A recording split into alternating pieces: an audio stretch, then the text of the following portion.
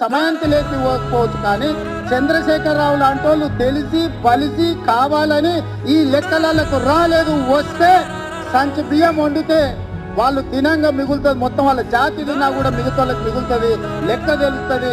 పోయిన మంత్రివర్గంలో చంద్రశేఖరరావు, దయాకర్ రావు, హరీష్ రావు, తారక రామారావు, వినోద్ రావు, ఆ రావు ఈ రావు ఇన్ని పదవులు ఎట్లా అనుభవించిందని బీసీలు లెక్కలు అడుగుతారని, ఆ లెక్క తేల్తుందని ఈ లెక్కను తేల్చకుండా గందరగోళంలో వేసి గంగల కలపాలని కుట్ర చేస్తుంది. ఇందులో ఏమీ లేదు. చంద్రశేఖరరావు మాయ మర్మమే ఉంది. లెక్క తేలితే వాళ్ళెంతో వాళ్ళకంత అంటే వాళ్ళకి వార్డు మెంబర్ కంటే పైన ఏ పదవి రాదు. ఆ కుటుంబానికి ఏమి ఇయ్యనికనే ఉండదు.